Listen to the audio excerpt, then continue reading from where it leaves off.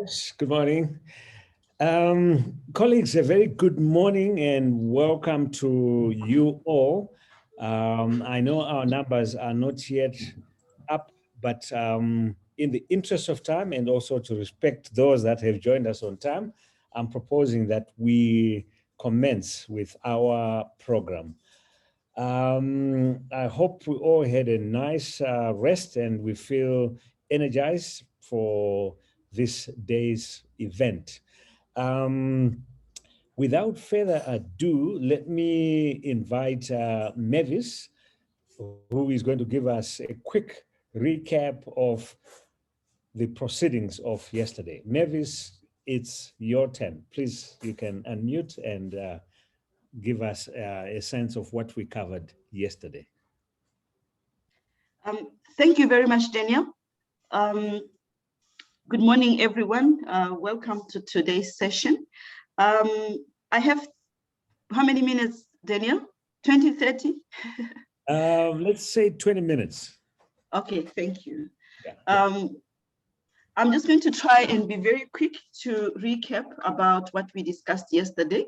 There were a lot of interesting points that came up and a lot, but I'll try to summarize without leaving out the most important issues.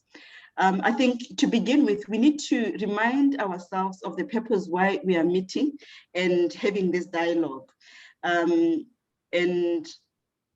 know that we are mainly trying to raise awareness among us ourselves as non-state actors about the commitments contained in the SADC RISDP 2020 to 2030 and its draft implementation plan, as well as provide an opportunity for us to exchange ideas and formulate recommendations towards ensuring a sustained recovery through the provision of resilient, accountable, and gender-responsive social services. The first session yesterday was meant for us to understand the key frameworks for the agenda for all stakeholders, as stipulated in Article 23 of the treaty, and the need to formally integrate SADC bodies with non-state actors. We had keynote speakers from our different organizations that needed to speak about the issues that affect us within the region as different constituents, and that there is a need to create, links for better engagement and social dialogue, and have agreed set of processes for dialogue to better inform these links. And that building forward, we need to have necessary conversations, and by doing so, there is need for partnership amongst ourselves as civil society to speak with one voice that speaks to an inclusive vision for all in our journey towards recovery during and post-COVID. We then moved on to deconstructing the SADC RISDP and implementation plan, and the Secretariat gave an explanation of the RISDP and how it impacts the region. And there were, key highlights from, that message, that presentation, and that the RISDP is a 10-year strategic plan for implementation of the SADC regional integration agenda that encompasses national, regional, and global frameworks to provide a mechanism for achieving the SADC Vision 2050. I think what we need, as our organizations, is to make sure that we really read these documents so that we understand what is contained in the SADC Vision 2050, and so that so that we know what is contained in the SADC Vision 2050 as a framework for SADC development, and premised on the foundation of peace, security, and good governance, with 3 pillars centered around industrial development and market integration, infrastructure development, and in support of regional integration and social and human capital development.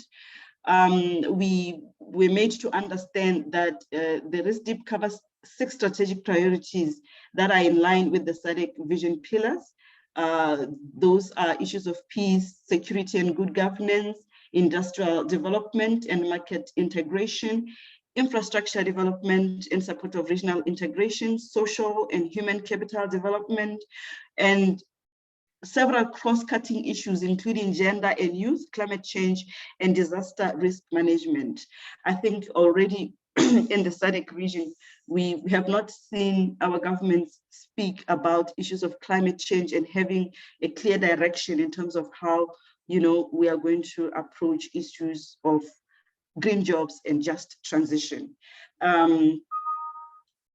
We also, as a part of the highlight, was that the RISDP is intended to contribute to the realization of quality and standard of life for SADC citizens through inclusive implementation arrangements.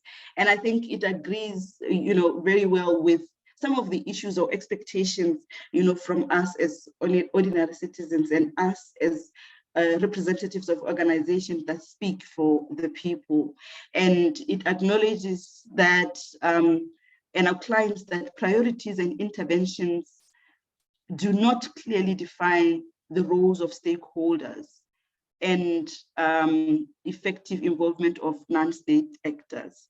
So there is even a greater need for us to create an awareness of the RISDP by providing an understanding of the framework content and appreciate the different roles that we play, including, business, advocacy, research, capacity building, monitoring and oversight, communication, and awareness creation.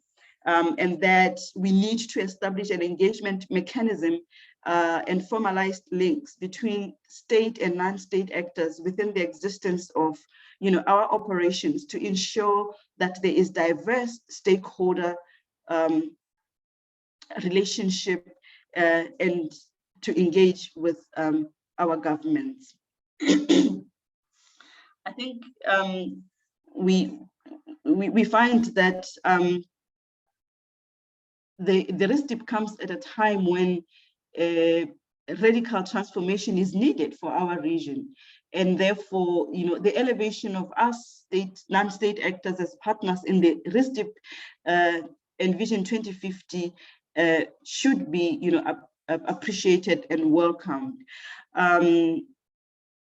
We do acknowledge also that there is a diverse group of stakeholders in the ecosystem, and that, however, there is clear commitment by non-state actors to engage on regional issues. Hence, our meeting today. And then in the previous years, we've also met in this fashion in our annual, civil society, forum. So this is not just the beginning. We've shown commitment, from the onset that we really want to engage on these issues together collectively and build collective solidarity. Existence of different economies and realities show that there's bottlenecks and barriers that we need to ensure that they are removed while we bring on board also marginalized people to support, effective participation. From, that session, I think we also noted, a few recommendations about the establishment of a formal engagement mechanism that ensures inputs from non-state actors are incorporated and implemented, and to facilitate joint work planning and sharing to complement each other's activities. I think already we do have, as non-state actors, partnerships and collaborations with each other. For example, we've had in existence the apex bodies of Southern Africa trade unions and the faith-based groups for TISA. We've also had SADC CNGO. So these groups have been working together, but they need to be a coherent, and proper coordinated method of how we work together so that we can complement each other. There is also the need maybe to look at the change on the donor funding approach to provide a win-win approach As far as we are concerned, sometimes it looks like we are already competing within ourselves in terms of, getting funding opportunities. Whereas if we sit together and outlined, common areas and situated one organization that will actually be taking the lead when it comes to a specific issue. And we need to revisit, metrics that measure our aspiration for, middle income, and focus on social development for the marginalized groups. Another recommendation that came out was that we need to focus on human development and their realities, especially rural economies, and build, as well as build value chains to provide for populations. There is need for increased accountability, and the need for us to be able to hold our governments accountable. For example, look at what is happening in Swaziland, what has been going on in Swaziland right now. And it has been building up in terms of, their internal government and democracy issues. And we haven't had, our SADC member states, say anything. At least we have seen a few groups of non-state actors who are already rallying support for the people in Swaziland. So I think, in this forum like this one, we also need to, we talk about strategies in terms of how we can actually hold our governments accountable and make them really act swiftly on some of these issues that affect us. We need a people-centered SADC, putting the RISDP pillars at the center, ensuring there's a human face and emphasis on leaving no one behind, access to rights, and that the RISDP development and implementation framework and regional integration should cover both economic and human development. So there's a call to action and, to re-examine and promote free movement of people, and that all rights of people and social protection and social security should not be lost because one has crossed the border. I think, in short, those are the recommendations that came out from the presentations in the first session of the morning on deconstructing the RISDP. And just to sum up and close off that session, I think there's an agreement that, poverty is a human right issue that should not be, a reality, and that redistribution of power, resources and opportunities need to be looked into as we restructure ourselves to perform better as in the SADC region, and that we should learn from the impact of COVID-19, especially, violence against women, exclusion of migrants, the challenges that the informal economy, informal traders face, and also that there is corruption within the system. And, we've seen a lot of that happening even during COVID-19.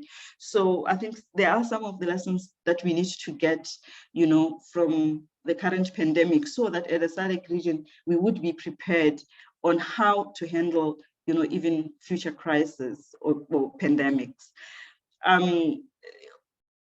To end that session also, I think we needed to relook at, what sort of expectations we have as participants in this national non-state actors dialogue.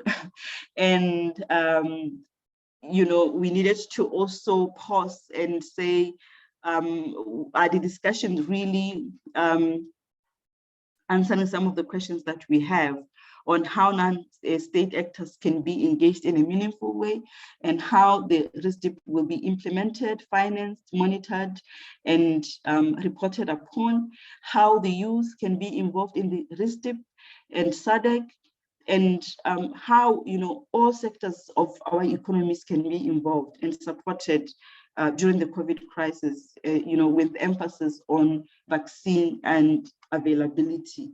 So, in short, that is the end of the first session. And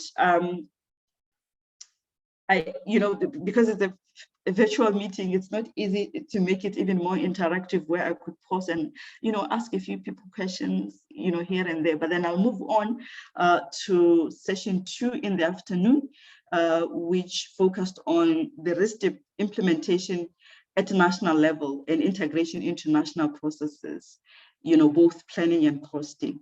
So in this session, we examined existing mechanisms fit with the current implementation approach for the RISDP 2020-2030, and an overview of the 3-phased formulation model of the RISDP was presented to us, and that these 3 phases include formulation and costing of regional level intervention. Secondly, formulation and costing of national level interventions. Thirdly, identification and costing of investment projects. And that we were given a plan template that provides clear implementation rules that have been designed to facilitate, alignment between national and regional initiatives. And so this is sort of, this template is a tool that, all implementation can be done through, where all can be able to engage with. And while we acknowledge that countries are at various levels of implementation phase 2, costing of national at national levels for implementing phase 2 and costing of national level interventions. We had, country presentations to offer a number of fundamental and structural considerations for facilitating the involvement of non-state actors in the implementation of the RISDP.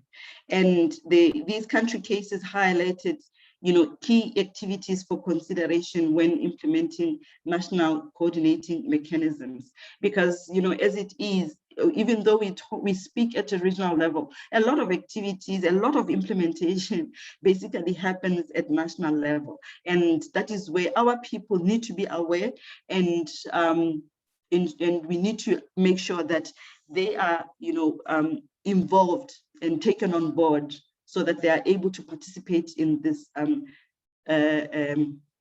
implementation processes. We heard from Malawi, we heard from Zambia, Zimbabwe, and these cases were to help us understand, what they are doing, and in order for us to be able to say whether there is really effective implementation at a national level.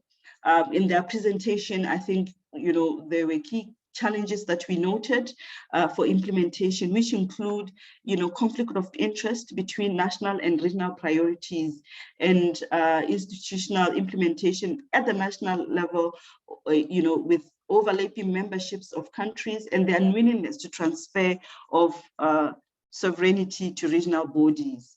We also noted that there is, challenges of visibility and credibility of SADC, secretariat, and people always talking about whether, the viability of the SADC.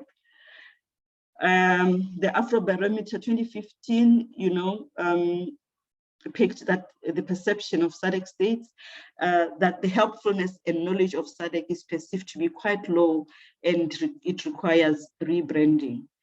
Out of that, we discussed recommendation, and that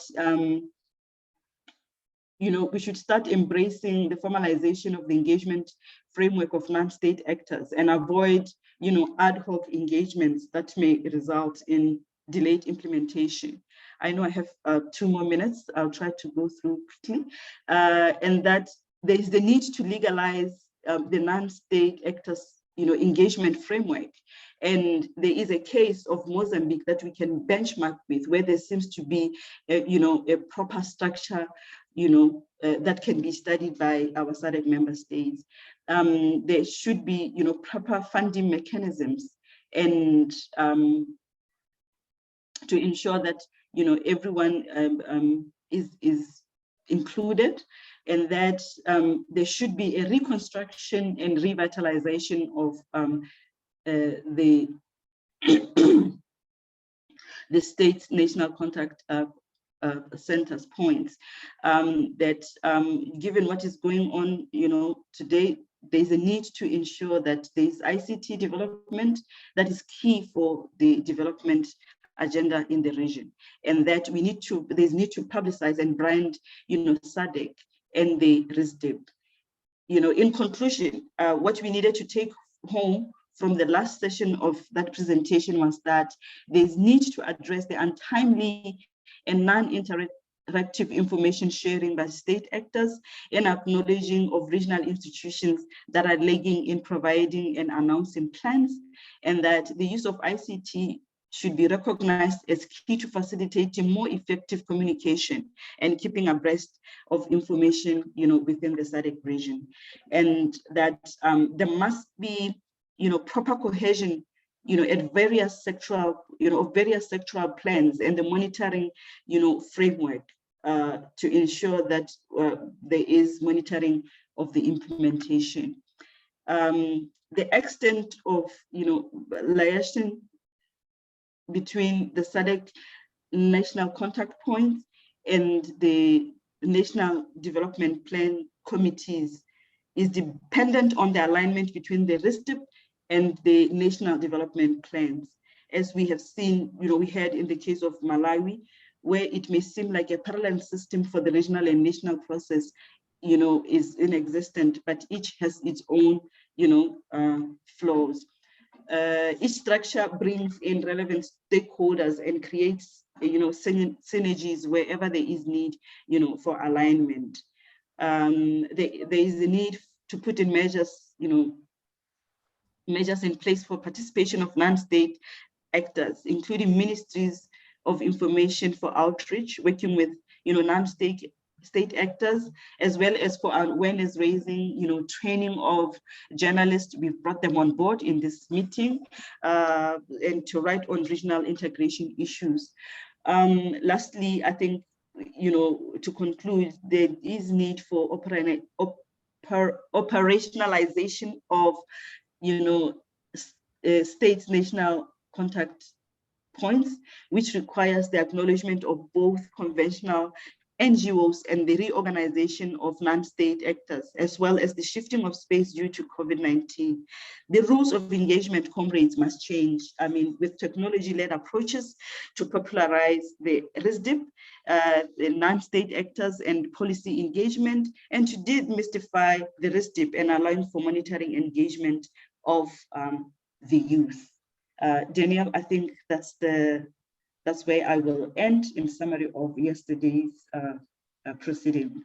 Thank you. Thank you so much, Mavis, for that very elaborate summary of the proceedings of yesterday. Let me open it up to our participants in case anybody has something that you think you want to add to what Mavis has just summarized, or perhaps a question, a thought that came through that you might want us to share as a result of the discussions that we had yesterday. Anybody? I'd seen a hand earlier among our attendees, but it's now disappeared.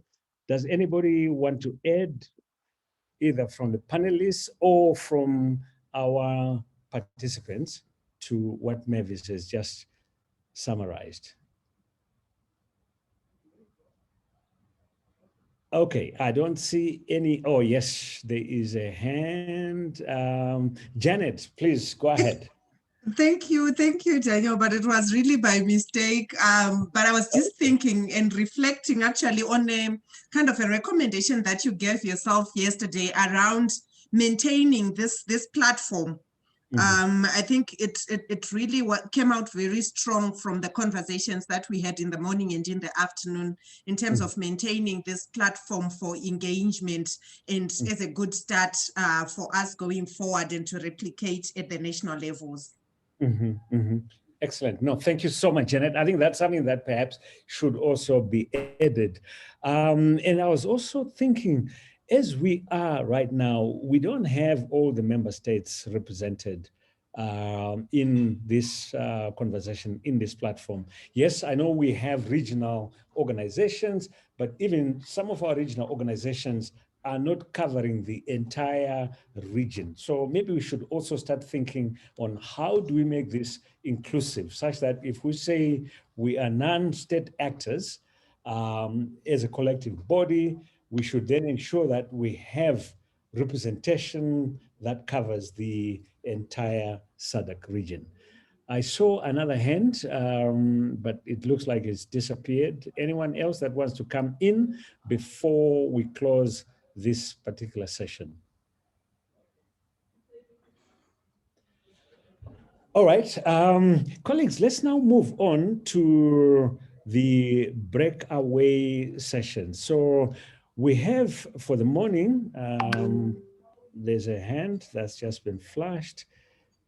Okay, Evanio Mazenga, please go ahead. I've given you permission to talk. Good morning. Good morning. It's Evanio Mazenga from Mozambique.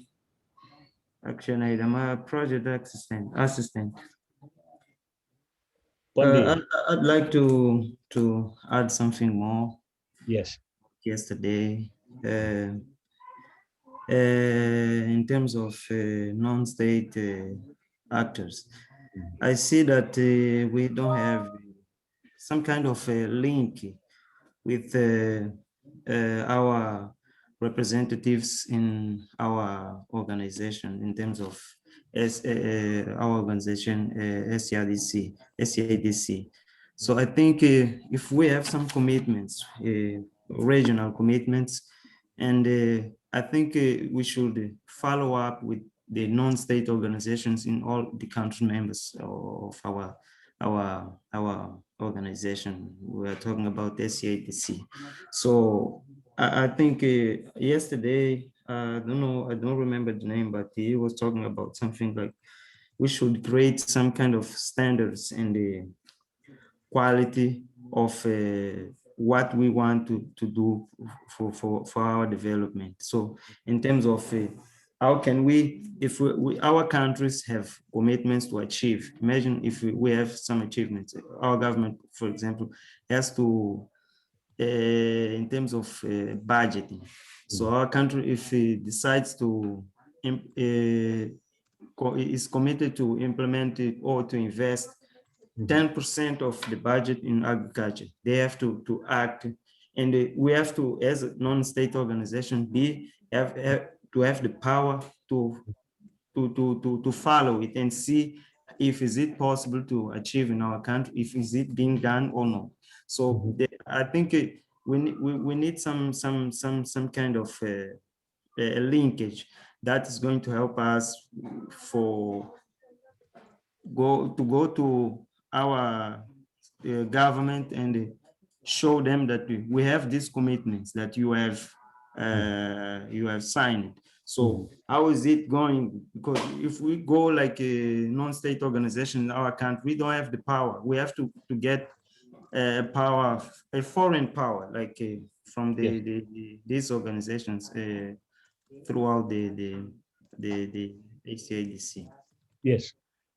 So thank you so much, Evanio. So the needs to demonstrate that we are organized, that we also have some capacity. Otherwise, they will continue saying, as non-state actors, you don't seem to have the necessary power. You are not organized. So how can you then, therefore, represent a certain constituency? Thank you so much, Evan. Right. Thank you. All right, colleagues, we are now going into our breakaway sessions.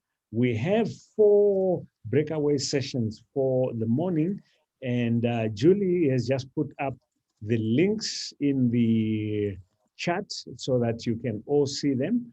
And these 4 sessions all have a separate link. So all you need to do is to click on that link, and that link will take you straight into the breakaway session. So it's up to you. You can select whichever session that you want to attend. I'm sure there are already other colleagues who are waiting to go in, who might not have come into this plenary, but wanted to just join the breakaway sessions.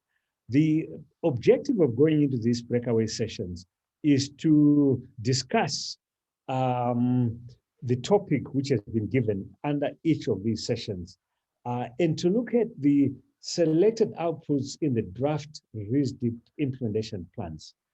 And you are going to be discussing the main issue is how can the action that we are proposing be implemented at the national level to ensure that we build back better. So our focal point is the regional implementation plan, because anything outside that is not going to be considered.